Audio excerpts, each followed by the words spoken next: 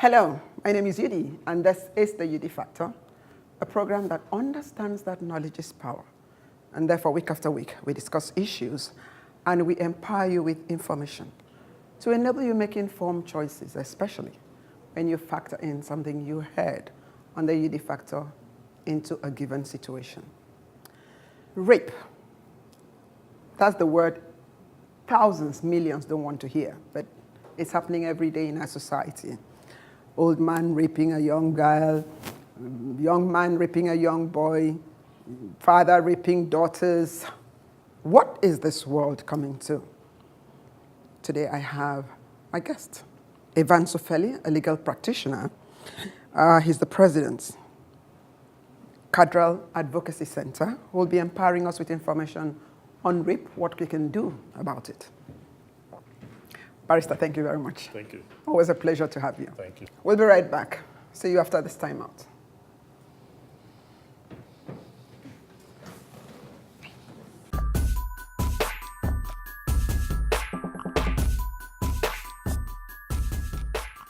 You're welcome back.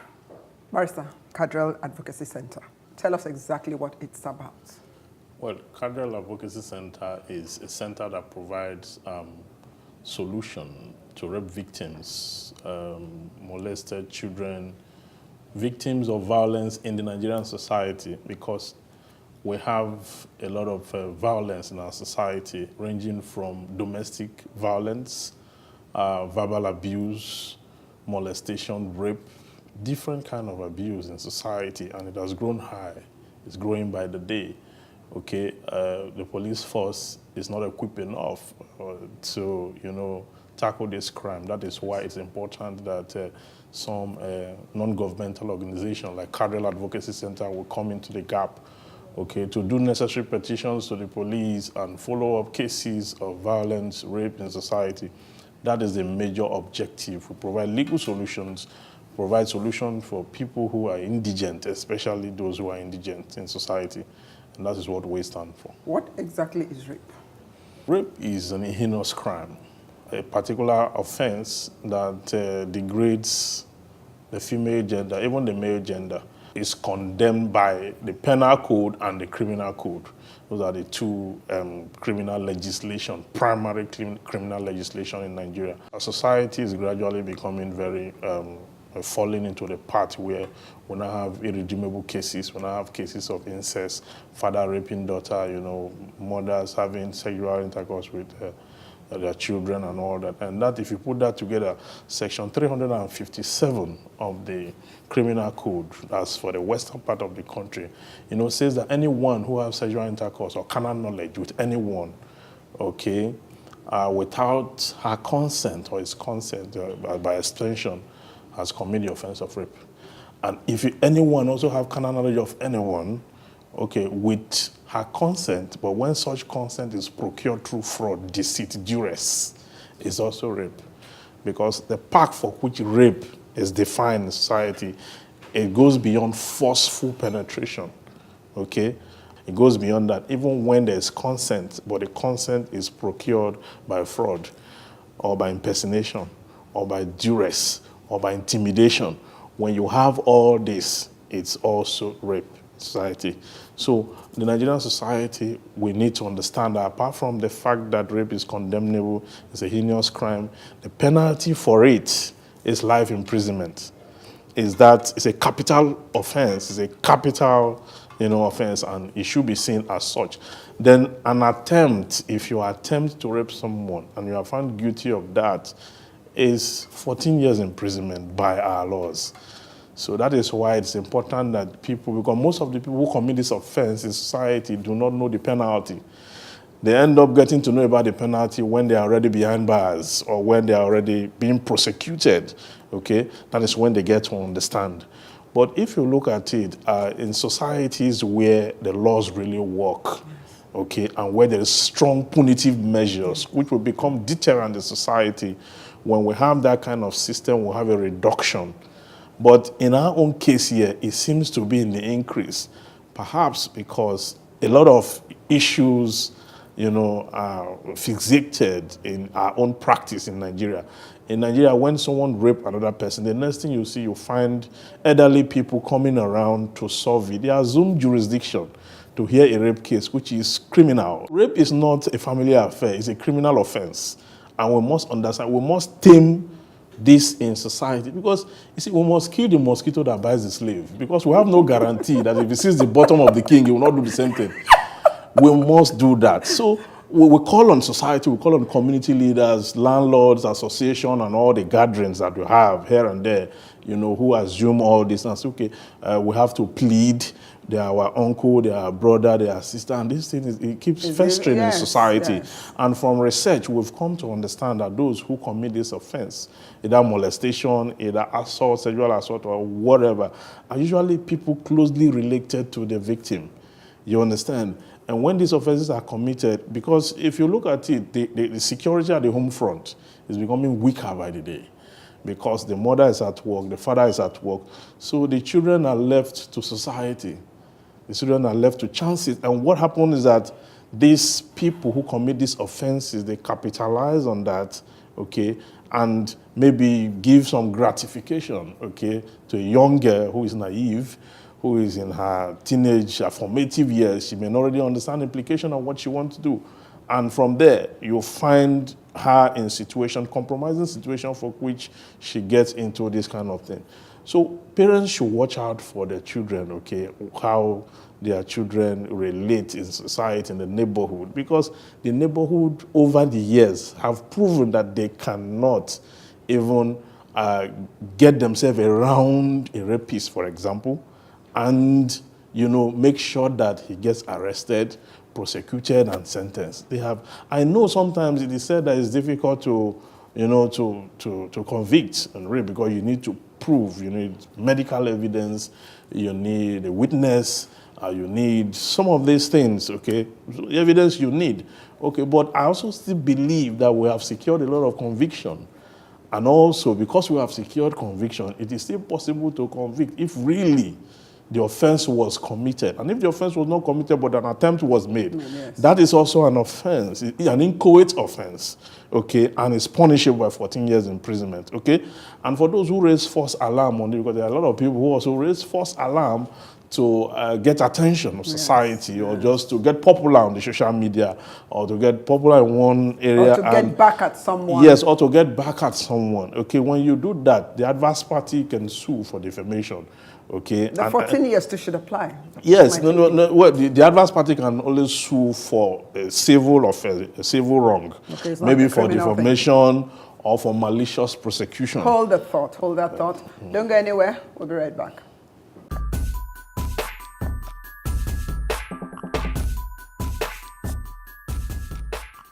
You're welcome back. If you're just joining us, our topic today is rape, and we are speaking with the president, 𝗖𝗢𝗡𝗘𝗖𝗧 Advocacy Center. You're welcome. Barrister, even in families where children are raped, fathers rape their children, and the mother gets to know, or his wife gets to know, you find out that there's some concealment. Sometimes nobody wants to talk about it. How can these victims have access to advocacy center like this, to come and report? How can they? How about young children whose parents, father, brother, uncle, they rape them? Those who can't, because there are so many, illiteracy too is another problem. Yes. So how can they have access to come to centers like this? Like a mother whose husband rapes their daughter, and the man says, if you report, I'll throw you out of the house. How does the law protect people like that? Because you find out that in our society, a lot of women have been brought up in a way that if you're not married, you're nobody. Your life is not complete. And a woman would rather not report than lose her marriage. So how do you handle that? I think it is lack of awareness. Marriage is not compulsory. Marriage is not an achievement. I know this is controversial, and someone's going to get at me on this. But it is not an achievement. Marriage is at best an alliance for understanding, for cooperation, and for synergy. That is what exactly it is, because people can actually stay without. And if a man has committed the offense of rape, and because a woman thinks or feels that she has to stay in the marriage, or because there's a threat that she will be sent packing. And sometimes it's the fear of the unknown. Yeah. Probably this woman doesn't, she's brought up with this mentality that without marriage you're nobody. Yes, it's a patriarchal society. It's a society that have a script, and they try to force everyone to act that script. The script is cultural. The script is religious. And if you don't follow that script, they say you are rebellious and all that. Yeah. That is for a society that have refused to change, a society that have refused to evolve.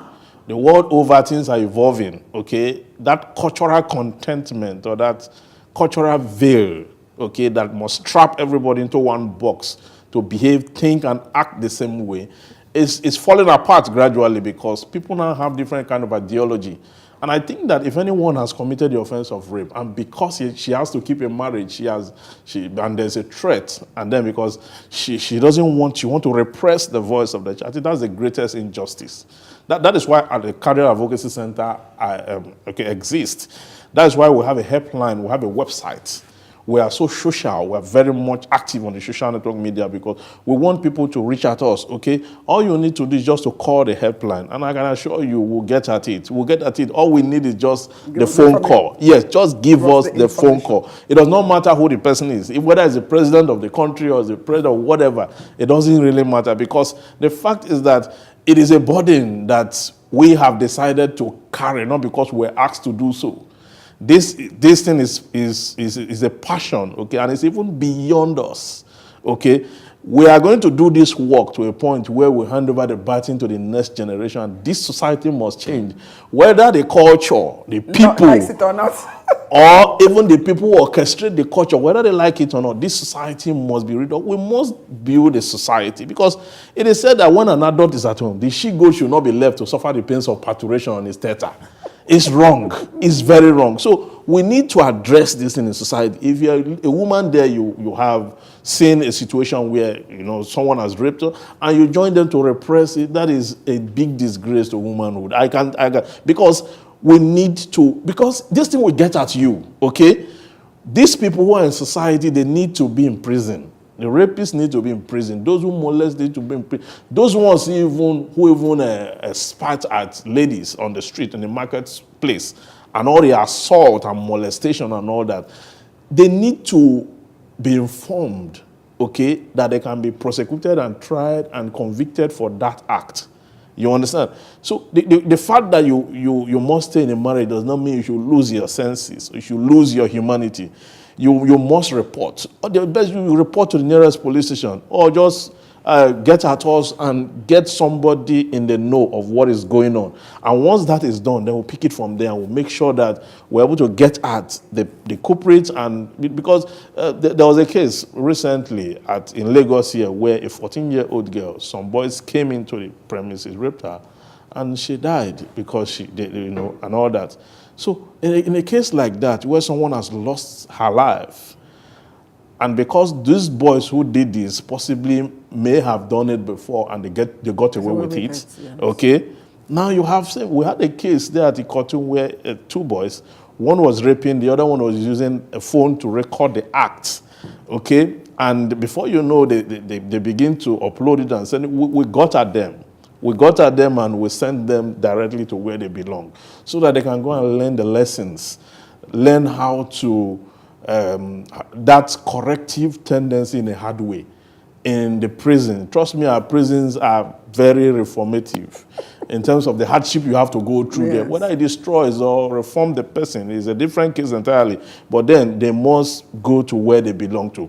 You understand? And I think that the ladies as well, we need to talk to the ladies, okay? I don't believe in the school of thought that said that a lady must dress in a particular way. No. I don't think that is necessary. I think the lack of self-control. Yes. Yeah, because we're not talking to an animal. The male counterpart who is stretching forth is not. There is temperance, there is self-control, okay? And then people should wear what they feel comfortable wearing. It's a free society. It's a liberal society In as much as we're not promoting any sense of provocative But appearance. But do you realize there's some men who get turned off if you expose too much? Yes. And there are some men who get turned on because you are covering up completely and totally. You know that? Yeah, people it are depends. different. People are different. Yes. People are different. So it's not because you don't rape a woman because she dressed indecently. Yes. Who defines what is indecent? Yes, who even define the dress sense? Exactly. That's another question, Yes. okay? In as much as it's important that people will need to be between the bounds of moderation. Yes. Okay? The people should not begin to have a black and white rule as to how you must appear or not appear, okay? But then the ladies who are actually usually the victims, okay, should try as much as possible to restrain themselves from conditions that will instigate it. Like going on a first date with someone you don't know in a place that is enclosed, that is not public, okay? You just met someone on the social network media, the next week you are at his house. And that house is in a close, okay? And that close is secretive, okay? So you are just in a dungeon. I mean, whatever happens, I, for one, will make sure the guy is prosecuted, whatever happens. But I will also caution that that kind of visit is not very healthy in that kind of situation, okay? There are also cases where you want to go out with someone of the opposite sex. It should be in a public place. And let me also add that by the Violence Against Persons Act, a new law in 2015, male can be raped too. Rape has been expanded, okay, by the Violence Against Persons Prohibition Act in a new law in 2015. When you use either a stick, a knife, iron, or whatever to pierce through any part of anyone, or whether it's the genital that is used in any part of the body, okay, that is, it has been expanded. So we need to understand that when we're talking about rape, we should also know that male can be raped now. Before now, under our laws, you cannot rape a male because of the fact that the man does not possess the kind of genital construction that we require him to be raped, okay? But now abroad, we've heard cases of women raping. Yeah, that is what we're saying. It has been expanded. Now, a woman cannot rape him by the Violence Against Persons Act, you understand, and vice versa. So it is no longer the female that is not the harbinger of disgust in this story. Hold the thought. Don't go anywhere. We'll be right back.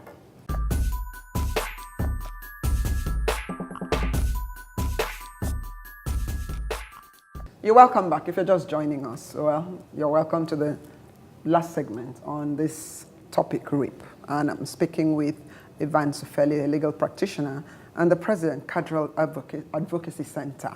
In this remaining moments,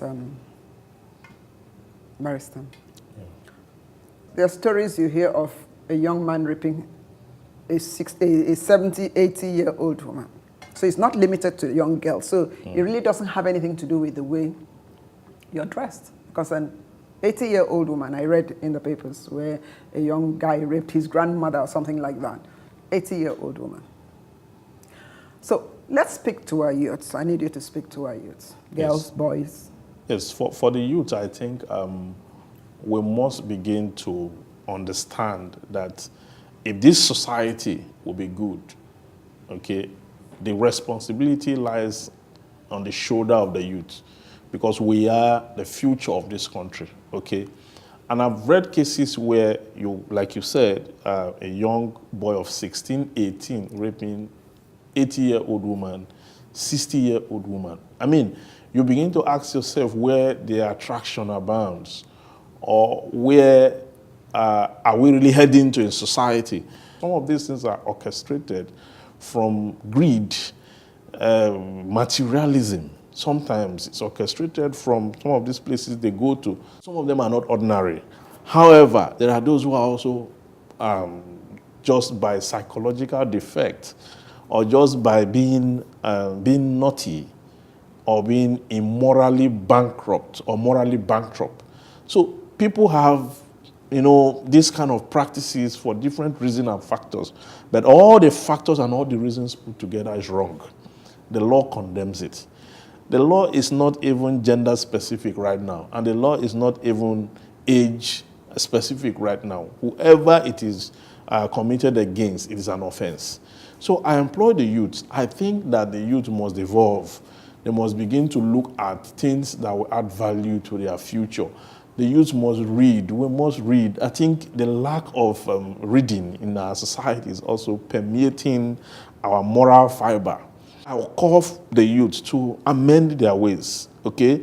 They should read more instead of dissipating their energy on immorality or conduct that will not contribute positively to their lives.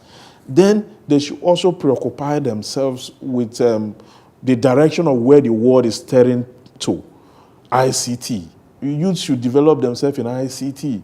Okay, they should take 1 or 2 courses in ICT to understand how things work. The youth should begin to think of the next phase of human endeavor, which is the astronomical age. We are moving from information age to astronomical age, where people will go to space, go to other planets to do business and come back to Earth. That is where the world is going to. The youth should begin to think like the Chinese, where they now use glass to design bridges. I mean, that is achievement. It should not be about raping an 80-year-old. That is primitive. It is immoral. It is repugnant to natural justice, equity, and good conscience. It is anachronistic. You cannot build any successful life. There is a God that watches over the affairs of men. So for us to entrench justice, I want to talk about strengthening the embers of law. Because while you ask people to conduct themselves very well, to do the right thing, we also need to call on government to strengthen the laws. You go to court, somebody is raped, and you then keep saying, come today, come tomorrow. Yes. It demoralizes you. The legal system contributes, because at the end of the day, before you are able to procure justice, some of the witnesses who are supposed to testify, they would have bought them up. Yes, and maybe the IPO who is prosecuting, who is investigating the matter, may have been transferred. Evidence may have been lost and all that. So in the court system, that's why I call on the government. It is not, we didn't start with calling the government, but we have gotten to the stage in this discourse where we need to talk about the government. The government need to provide, we need to have more courts, okay? We need to have more judges trained in the act, and we need to devolve forensic technology, because this crude method of trying to arrive at justice, sometimes you don't get it right because you are using crude method in the 21st century. Because when the world transited from the industrial age to the information age, okay, we were neither in the information age or the industrial age. And now we are trapped in between the astronomical age and the information age. And all our practices, even our core, we need to begin to look at forensic technology, because science don't lie. Okay, because when you use forensic technology, for example, to prosecute a rape case, where you have to do DNA, you have to use scientific method, you come at accuracy. So that is what is required of this. When you travel all over the world, it is no longer somebody raped someone here, you now come and say, where's the witness? Mama, now you there house when it happened. How it happen? How many people enter this place? Who no enter this place? This is not it. This is not it. All you need to do is to get forensic gadget. Just that door that was opened.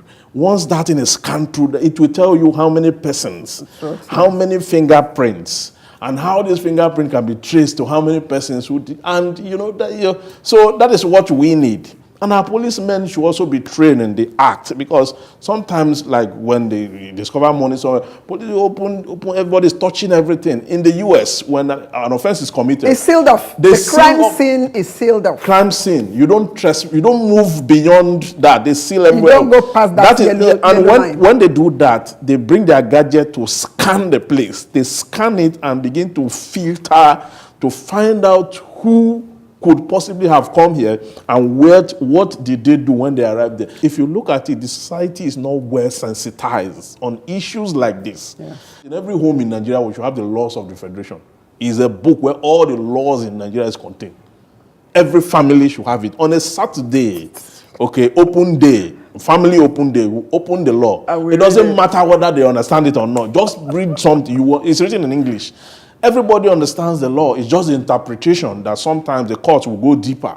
Okay, but on a latent scale, everybody understands what Barrister, the law is saying. Thank you. We'll leave it here for now. It's always a pleasure to have you to come and empower us with information. Thank you. And I wish you all the best in Cadrel Advocacy Center. And God will give you the grace, because you really need grace to do this, because our society is so fraught with so many illegalities and kind of things going on in our society. You hear some of them and you shudder. So God will give you grace and send you helpers to do this. Thank you very much. Don't go anywhere. We'll be right back.